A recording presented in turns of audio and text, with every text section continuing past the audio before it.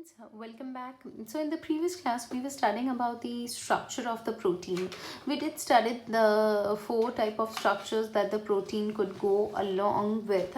That is, it could have the primary structure, the secondary structure, the tertiary and the quaternary structure. Fine. Wherein when we talk about the primary, it is nothing but a simple chain of the amino acid. Talking about the the secondary structure. The secondary structure is nothing but it is a new type of relationship that develops between the amino acids between the amino acids present in the given linear sequence. So the amino acid interact with each other. That is, suppose first का जो carboxylic group है और जो fourth का जो amino group है, उन दोनों के बीच बॉन्डिंग होती है, तब बनेगा secondary structure. That is alpha helix हो सकता है और वो प्लेट के फॉर्म में हो सकता है, तो उसे बोलेंगे बीटा हेलिक्स. फाइन. तो it could be either in the helical form और either in the pleated form. Fine. Either of the ways it's one and the same. Fine. Similarly we have the tertiary structure. When जो primary जो secondary structure होता है उसका और ज़्यादा coiling होता है तो बनता है टर्शियरी स्ट्रक्चर. फाइन. उसके बीच में बहुत सारे बॉन्ड होते हैं और जब जैसे हमने पढ़ा था सेकेंडरी स्ट्रक्चर में आर ग्रुप इन्वॉल्व नहीं होता, टर्शियरी स्ट्रक्चर में आर ग्रुप भी बॉन्डिंग करने लगता है. फाइन. और फिर बहुत कॉम्पैक्ट बन जाता है. अब जो ये कॉम्पैक्ट चेन है, वे बहुत सारी ऐसी कॉम्पैक्ट चेन टर्शियरी स्ट्रक्चर वाली चेन इकट्ठा होती है और फिर फॉर्म करती है क्वाटरनरी स्ट्रक्चर, जैसे हमने पढ़ा था example of the haemoglobin. Fine. Now moving ahead with the types of proteins. So basically when we talk about the types of proteins, proteins are of two types: fibrous proteins and globular proteins. Fibrous proteins, proteins with spiral secondary polypeptide chains wound to form the fibers. So basically yes जो secondary structure होता है, ऐसे जो polypeptides होते हैं जो spiral form में होते हैं और वो बनाते हैं फाइब्रस प्रोटीन. वो क्या बनाते हैं? फाइबर जैसे प्रोटीन. तो फाइब्रस प्रोटीन, जब हम फाइब्रस प्रोटीन की बात करें तो वे इनसॉल्युबल होते हैं, non enzymatic and structural proteins होते हैं. Fine. So basically structural proteins का मतलब क्या होता है? इनसॉल्युबल मतलब में वो वाटर में इनसॉल्युबल होते हैं, वाटर में मिक्स नहीं हो जाते हैं. और स्ट्रक्चरल का मतलब क्या होता है? स्ट्रक्चरल प्रोटीन मतलब में वे हमारे जिस जगह पे वे प्रेजेंट होते हैं वे कुछ स्ट्रक्चर देते हैं. जैसे कि सिल्क की बात करो, हेयर की बात करो, नेल्स की बात करो, उन सारी जगहों पे ये फाइब्रस प्रोटीन होता है जो इनसॉल्युबल होता है और जिसे एक स्ट्रक्चर मिलता है. फाइन. जैसे कि हमारे हेयर को एक स्ट्रक्चर मिलता है because of the protein, keratin वगैरह वगैरह. फाइन. सो एग्जाम्पल देते हैं तो कोलेजन है, इलास्टिन फाइबर्स हैं, तो वे टाइप ऑफ फाइब्रस प्रोटीन है. कैरेटिन है जो फेदर में होता है, हेयर में होता है. फिर फिब्रोइन है एंड सेरिसिन है. Fibroin and sericin are nothing but those are the types of the silk fibres. तो ये सारी चीज़ें हैं, तो वो होती हैं फाइब्रस प्रोटीन के एग्जाम्पल्स. वैसे ही ग्लोबुलर प्रोटीन की जब हम बात करेंगे तो ये जो ग्लोब्यूल है उसका नाम ही बता देता है दैट ए ग्लोब्यूल जैसे होते हैं. तो स्फेरिकल होते हैं, सॉल्यूबल, ये इनसॉल्युबल होते हैं, ये सॉल्यूबल हो जाते हैं. Fine. Then which are non contractile. Non contractile मतलब में इसके जो फाइबर्स होते हैं कॉन्ट्रैक्ट रिलैक्स होते हैं, ये नॉन कॉन्ट्रैक्टाइल इन नेचर होते हैं. फाइन. शोइंग टर्शियरी और क्वाटरनरी स्ट्रक्चर. ये जो होते हैं वो सेकेंडरी स्ट्रक्चर वाले होते हैं और ये जो होते हैं क्वाटरनरी या तो फिर टर्शियरी वाले स्ट्रक्चर वाले ग्लोब्यूलर प्रोटीन बनाते हैं, क्योंकि कॉम्पैक्ट बनते हैं ना, ये एकदम कॉम्पैक्ट हो जाते हैं, तो वो ग्लोब्यूलर प्रोटीन. तो इसकी वजह से टर्शियरी और क्वाटरनरी की वजह से ही ये प्रोटीन बन सकते हैं. फॉर्म एंजाइमेटिक और नॉन एंजाइमेटिक प्रोटीन. ये एंजाइमेटिक प्रोटीन भी बन सकते हैं और मतलब में नॉन एंजाइमेटिक की जैसे हम बात करें तो ये एंजाइम की तरह कभी एक्ट नहीं करते, तो दैट इज़ नॉन एंजाइमेटिक. और ग्लोब्यूलर प्रोटीन की बात करें तो बहुत सारे ग्लोब्यूलर प्रोटीन ऐसे होते हैं जो एंजाइमेटिक काम करते हैं, एंजाइम के जैसा काम करते हैं. जैसे कि हमने बात की थी प्रोटीन ही होता है, एंटीबॉडीज़, एंजाइम्स भी होते हैं प्रोटीन, फिर हार्मोन्स भी होते हैं प्रोटीन. तो एंजाइम्स जो होते हैं वो ग्लोब्यूलर प्रोटीन जो होते हैं वे एंजाइम की तरह काम कर भी सकते हैं और नहीं भी कर सकते. एग्जाम्पल हैं जैसे कि एल्ब्यूमिन है, ग्लोबुलिन है, हिस्टोन प्रोटीन है, ग्लूटेनिन प्रोटीन है, ये सारे ग्लोब्यूलर प्रोटीन कहलाते हैं. Fine. Similarly talking about the functions of the protein, ये हम ऊपर से पढ़ेंगे जैसे कि इसके फंक्शन क्या है। तो फंक्शन बहुत सारे इसके फंक्शन हैं, जैसे कि structural protein make structure of any part. जो स्ट्रक्चरल प्रोटीन जितने भी होते हैं वो हमारे पार्ट को स्ट्रक्चर देते हैं, जैसे कि हेयर नेल वगैरह में जो स्ट्रक्चरल प्रोटीन होते हैं वो कुछ स्ट्रक्चर देते हैं। फिर जैसे कि एग्जाम्पल बात करो तो प्लाज्मा मेम्ब्रेन प्रोटीन जो हमने पढ़ा है, हमारी प्लाज्मा मेम्ब्रेन जो होती है it is made up of lipid and protein. तो प्रोटीन की वजह से उसको एक पर्टिकुलर शेप मिलता है, फाइन। तो it provides structure. Functional proteins जैसे कि स्ट्रक्चरल प्रोटीन्स होते हैं तो वो स्ट्रक्चर होंगे, और जो फंक्शनल प्रोटीन्स हैं वो वेरियस फंक्शन करेंगे। जैसे बहुत सारे प्रोटीन एंजाइम होते हैं, बहुत सारे प्रोटीन हार्मोन्स होते हैं, बहुत सारे प्रोटीन ट्रांसपोर्टेशन में मदद करते हैं, जैसे कि हीमोग्लोबिन ट्रांसपोर्टेशन क्या ऑक्सीजन और CO2 को ट्रांसफ़र करता है। बहुत सारे प्रोटीन ऐसे होते हैं जो प्रोटेक्टिव फंक्शन परफॉर्म करते हैं, जैसे कि एंटीबॉडीज़ हैं तो वो प्रोटेक्शन का काम करते हैं। फिब्रिनोजन है, जो फिब्रिनोजन क्या करता है, तो जैसे कि हमें इधर कट हो गया है तो थोड़ी दिन बाद वो कट नहीं दिखेगा, ब्लड फ्लो भी थोड़ी देर बाद बंद हो जाएगा, that is because of the fibrinogen, fine. तो एंटीबॉडीज़ हैं तो प्रोटेक्शन करती हैं, फिब्रिनोजन है तो प्रोटेक्शन करती हैं। फिर कॉन्ट्रैक्टाइल प्रोटीन होती है जैसे कि मायोसिन और एक्टिन, वो हमारे मसल में प्रेजेंट होती है और कॉन्ट्रैक्शन रिलैक्सेशन का काम करती है जिसकी वजह से मूवमेंट होती है। फिर बहुत सारी प्रोटीन स्टोरेज का काम करती हैं, जैसे कि एग के अंदर होते हैं एल्ब्यूमिन, मिल्क के अंदर होती है केसिन। तो ये सारी क्या है, स्टोरेज है, स्टोरेज प्रोटीन कहलाती है, फाइन। सो प्रोटीन के बहुत सारे फंक्शन हैं, आपको याद रखने हैं, fine. Now, moving ahead with the next type of the macromolecule, the first macromolecule that we studied was protein, which is formed from micromolecule or the single unit is the amino acid. Amino acid उसका सबसे छोटा से छोटा unit होता है, और amino acid की chain बनने पे बनता है प्रोटीन। क्या बनता है, प्रोटीन। पॉलीपेप्टाइड चेन बनती है और फिर उससे बनता है प्रोटीन। तो वैसे ही अब हम आज पढ़ेंगे दूसरा मैक्रोमोलिक्यूल जिसको हम बोलेंगे कार्बोहाइड्रेट। क्या बोलेंगे, कार्बोहाइड्रेट। तो जैसे अब आपको सारी चीज़ें प्रोटीन के बारे में पता है, आपको कुछ सीखना है रिगार्डिंग कार्बोहाइड्रेट। तो कार्बोहाइड्रेट की पहले हम बात करेंगे, और आपके सिलेबस में दिया गया है सिर्फ पॉलीसैकेराइड जिसको हम अच्छे से पढ़ेंगे, फाइन। तो बेसिकली पहले हम देख लेते हैं कार्बोहाइड्रेट क्या होता है, फिर हम जाएंगे what is polysaccharide, fine. Now molecules are structurally composed of carbohydrate के जो मॉलिक्यूल्स होते हैं वो किससे बने होते हैं, are structurally composed of carbon, hydrogen, oxygen.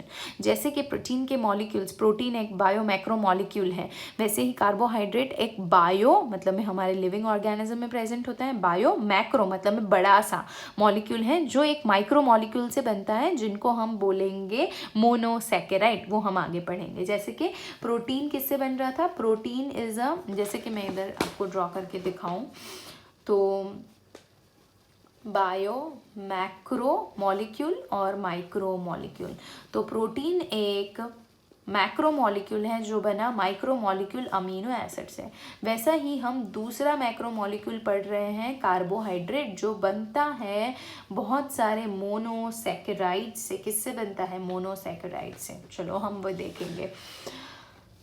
Now carbohydrate proteins जैसे बेसिकली बने हैं carbon, hydrogen, nitrogen, oxygen, fine. वैसे ही कार्बोहाइड्रेट बने हैं कार्बन, हाइड्रोजन और ऑक्सीजन एटम से।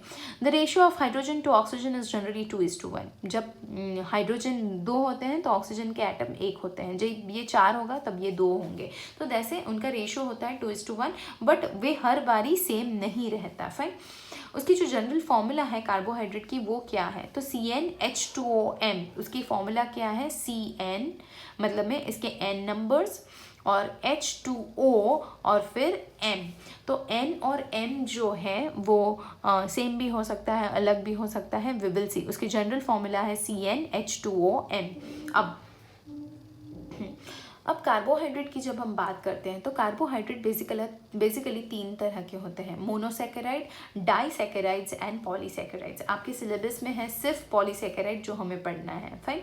But we will just have a quick look at monosaccharide and then saccharide, and then on we will be able to understand the polysaccharides. जब monosaccharides की बात करें, जैसे कि अमीनो एसिड सबसे छोटा यूनिट था प्रोटीन का, वैसे ही कार्बोहाइड्रेट का सबसे छोटा यूनिट होता है मोनोसैकेराइड्स। 2 मोनोसैकेराइड ज्वाइन होके बनते हैं डाइसैकेराइड, और बहुत सारे मोनोसैकेराइड ज्वाइन होके बनते हैं पॉलीसैकेराइड, फाइन। सैकराइड का मतलब क्या होता है, which is a word which is derive from sugar, fine. So sweet sugar, so monosaccharide single sugar, fine. Simplest form of carbohydrate है monosaccharide with only one simple sugar molecule. हम carbohydrate को sugar भी बोलते हैं. इसका मतलब ये नहीं कि ये जितने भी मोनो डाई पॉलीसैकेराइड जो हैं वो सारे स्वीट होते हैं, नहीं. फाइन, ये सारे के सारे स्वीट नहीं होते, इनको शुगर बोला जाता है. इनका नाम क्या होता है, शुगर मॉलिक्यूल. मोनोसैकेराइड जिसमें सिर्फ simplest form of the carbohydrate with one simple sugar molecule, एक ही शुगर का मॉलिक्यूल है, तो उसे हम बोलेंगे मोनोसैकेराइड. जिसमें n और m की वैल्यू सेम होती है. इस फॉर्मूला में n और m अपन सेम रख दे तो वो फिर बन जाएगा, जैसे कि ये 2 है और ये भी 2 है, तो ये बन जाएगा मोनोसैकेराइड. फाइन, n और m सेम होते हैं तब. नाउ इट हैज़, इसके अंदर या तो अल्डिहाइडिक ग्रुप हो सकता है, दैट इज CHO ग्रुप, या ketonic C double bond O group हो सकता है. इसके बेसिस पे मोनोसैकेराइड 2 तरह के होते हैं, जैसे कि यस अगर उसके अंदर यस कीटोनिक ग्रुप है तो उसको बोलेंगे कीटोस शुगर, और उसके अंदर एल्डिहाइडिक ग्रुप है तो उसको बोलेंगे Eldhose sugar. This is just for your information. Fine. अब जब मोनोसैकेराइड की बात करें तो मोनोसैकेराइड टेस्ट में स्वीट होते हैं और पानी में मिक्स हो जाते हैं. कैसे हो जाते हैं, मिक्स भी हो जाते हैं, और ये हाइड्रोलाइज नहीं होते, ब्रेक डाउन नहीं होते, क्योंकि ये तो सबसे छोटे यूनिट होते हैं. फाइन.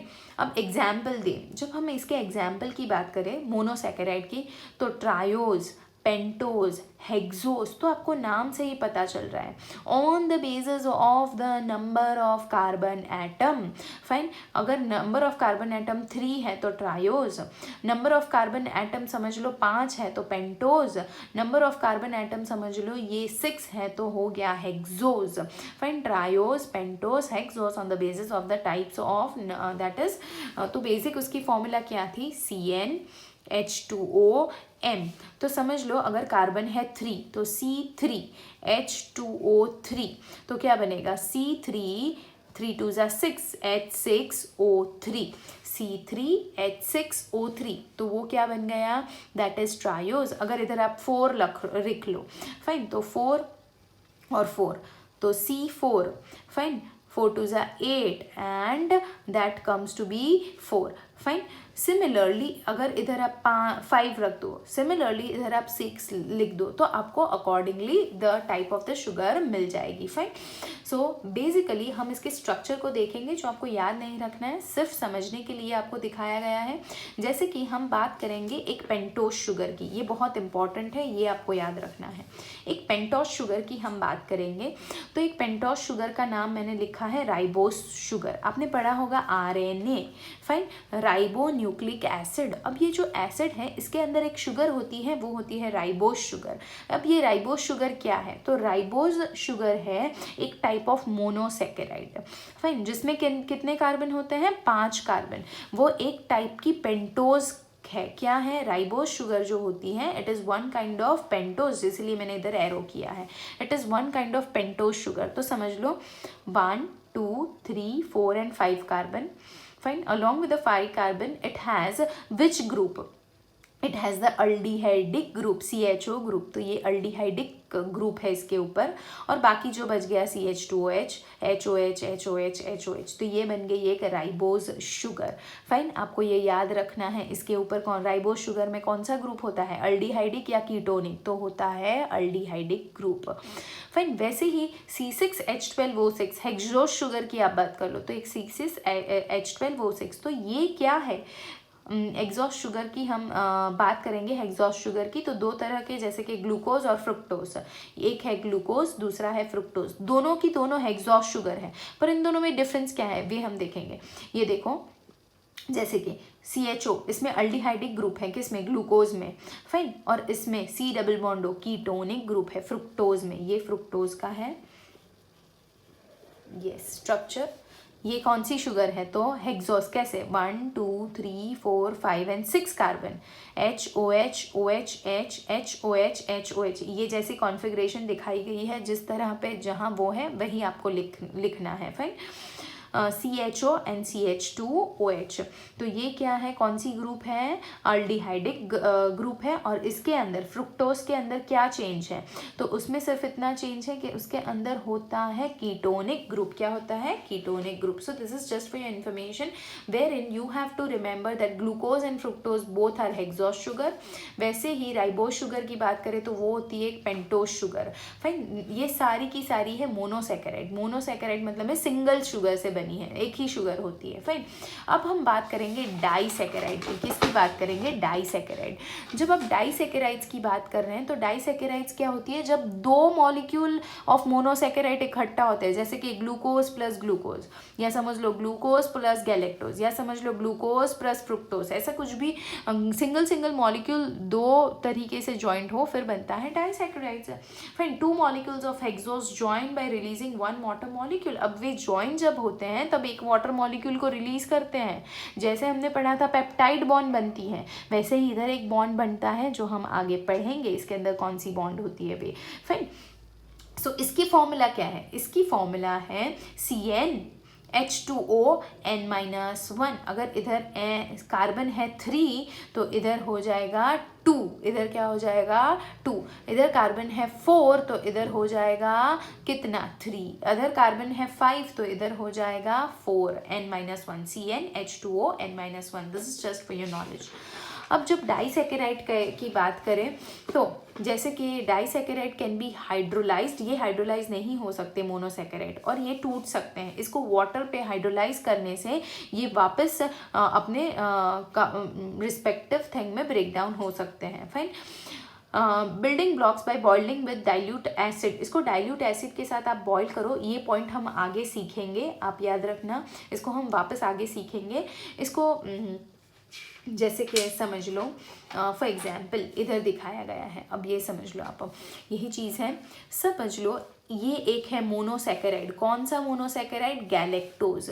ये एक दूसरा मोनोसैकेराइड है, क्या है, तो ग्लूकोज। गैलेक्टोज है, ये है गैलेक्टोज और ये है ग्लूकोज। गैलेक्टोज और ग्लूकोज में कोई डिफरेंस नहीं होता, सिर्फ उसके जो ओरिएंटेशन होती है, ये जो OH और H का जो स्ट्रक्चर होता है, जैसे कि इस पोजिशन पे देख लो, यहाँ H है, यहाँ OH है, इधर OH है और इधर H है, बस इतना ही डिफरेंस होता है, बाकी सब कुछ सेम है। ग्लूकोज और गैलेक्टोज दोनों ही क्या है, मोनोसैकेराइड।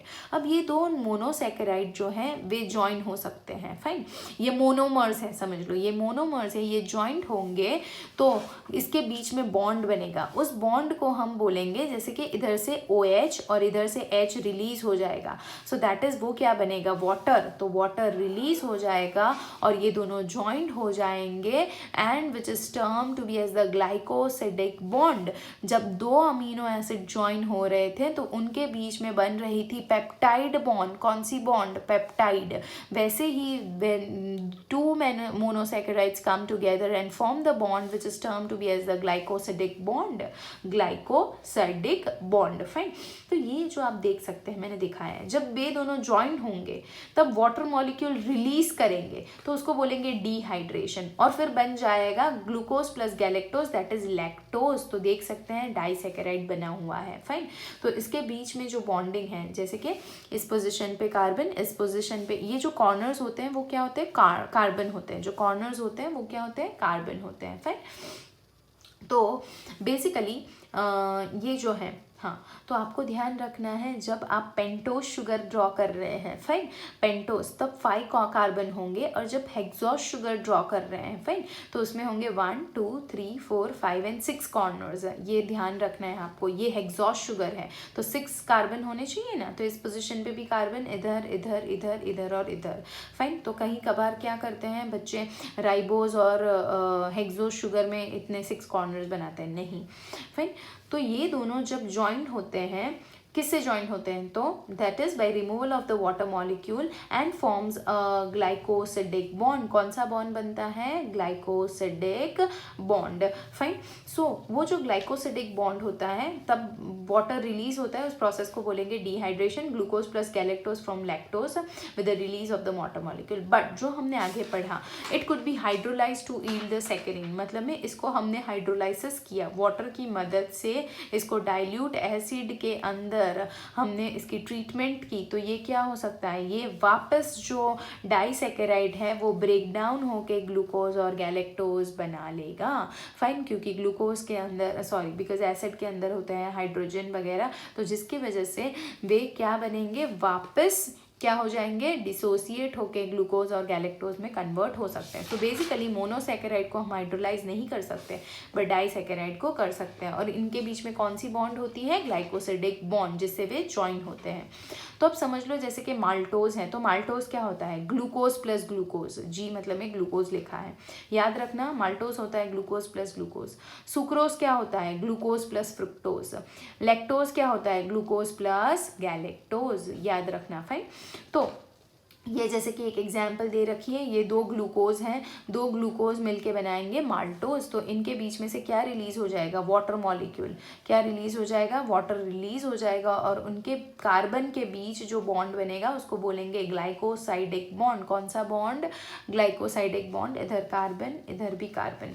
फाइन, एवरी जो एंगल्स हैं उधर कार्बन होते हैं। तो बेसिकली ये जो बॉन्ड बना CHOCH वो बनेगा ग्लाइकोसाइडिक बॉन्ड, CHOCH वो बनता है glycosidic bond with release of the water and it forms glucose plus glucose from maltose.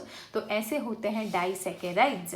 Fine, अब पॉलीसैकेराइड क्या होंगे, अब ये दो ज्वाइन हुए हैं तो बना डाइसैकेराइड। अब दो से ज़्यादा या फिर समझ लो बहुत ज़्यादा ज्वाइन होते हैं monosaccharide, large number of monosaccharide, 1 2 3 4 5 6 7 8 बहुत सारे ज्वाइन हो गए। फिर उसके बाद 10 से ज़्यादा होते हैं, फिर उसके बाद हम उसको उस सैकेराइड्स को बोलेंगे पॉलीसैकेराइड, जो हम नेक्स्ट क्लास में पढ़ेंगे, जो आपके सिलेबस में दी गई है। Fine, so this is all for today, we shall be meeting in the coming class and till then please note down the details.